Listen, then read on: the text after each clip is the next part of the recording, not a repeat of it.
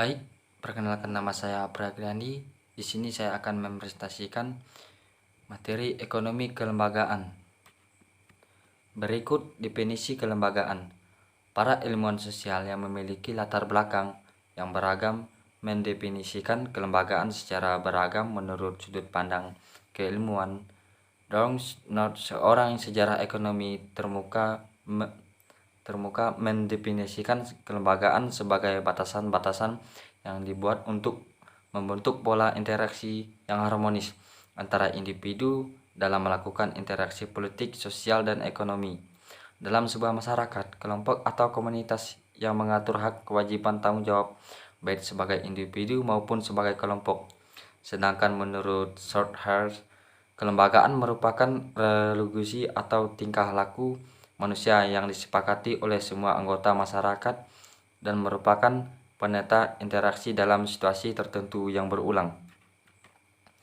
Adapun bentuk baik maupun formal, informal, eksternal ataupun internal. Kelembagaan bertujuan mengurangi ketidakpastian melalui pembentukan struktur atau pola interaksi untuk meningkatkan derajat kepastian dalam interaksi antar individu. Sedangkan menurut Ostum, tujuan kelembagaan adalah untuk mengarahkan perilaku individu menuju arah yang diinginkan oleh anggota masyarakat serta untuk meningkatkan kepastian dan keteraturan dalam masyarakat serta mengurangi perilaku oportunis. Selain itu, kelembagaan juga harus dapat membatasi perilaku manusia sebagai cenderung berpikir strategis, rasional, dan mengutamakan kepentingannya dirinya sendiri, serta harus mampu mendistribusikan sumber daya ekonomi secara adil dan merata. Banyak kalangan yang menyamakan kelembagaan atau institusi dengan organisasi. Penyamaan ini tidak mutlak salah satu, tapi juga tidak selalu benar, tergantung pada konteksnya. Namun untuk keperluan analisis, keduanya harus dibedakan secara jelas.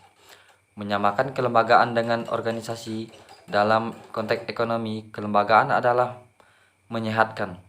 Dan hal ini telah banyak ditemukan dalam karya ilmiah yang melakukan analisis kelembagaan namun salah sasaran. Lebih speak problem menyebutkan bahwa teknologi merupakan bagian dari kelembagaan. Tegasnya, teknologi sangat berpengaruh pada cara pandang dan perubahan sistem sosial dan ekonomi. Pergeseran pandangan dan sudut pandang baru mengikuti perkembangan zaman. Pandangan problem soal perubahan sosial mirip dengan pandangan Karl Marx.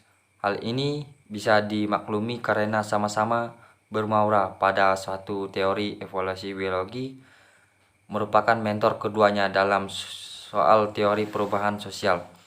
Namun Marx berpandangan bahwa perubahan sosial akan berakhir manakah masyarakat adil dan makmur sejahtera yang disebut dengan masyarakat komunis telah terwujud. Sedangkan Pablem berpendapat bahwa perubahan sosial akan terus berlanjut secara dinamis sejalan dengan perubahan teknologi.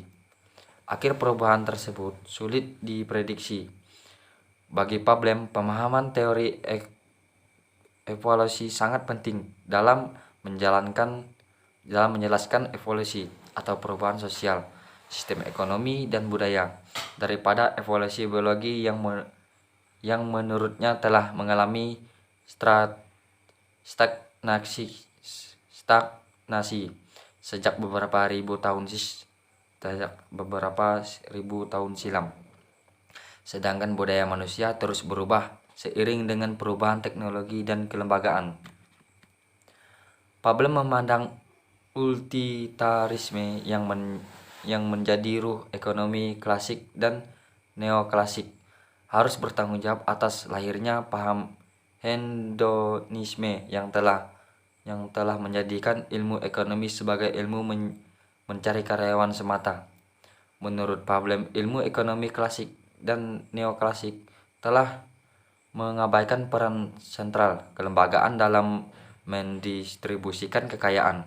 Bahkan menurut Insible Hetman Adam Smith yang mengarahkan seseorang yang mementingkan dirinya sendiri untuk memperhatikan kesejahteraan orang lain tidak lain hanyalah bualan yang menjustifikasikan sifat individualitas yang serakah. Ilmu ekonomi menurutnya menjadi disiplin ilmu yang deterministik hitam putih. Padahal menurut asumsi yang dibuat oleh para pemikir klasik yang neoklasik yang telah menyehatkan ilmu menjadi ilmu yang deterministik adalah tidak valid, sembarangan dan terlalu menyederhanakan persoalan. Pemandangan manusia sebagai makhluk yang selalu merasionalkan pilihan-pilihannya dalam memahami kebutuhan hidup adalah sangat naif. Karena itu tegasnya ilmu ekonomi klasik dan neoklasik tidak bermanfaat.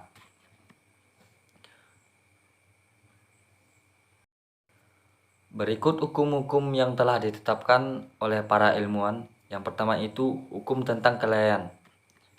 Yang kedua hukum kriminal. Yang ketiga hukum kepemilikan. Dan terakhir itu hukum tentang keuangan perusahaan. Sekian dari presentasi saya ucapkan terima kasih.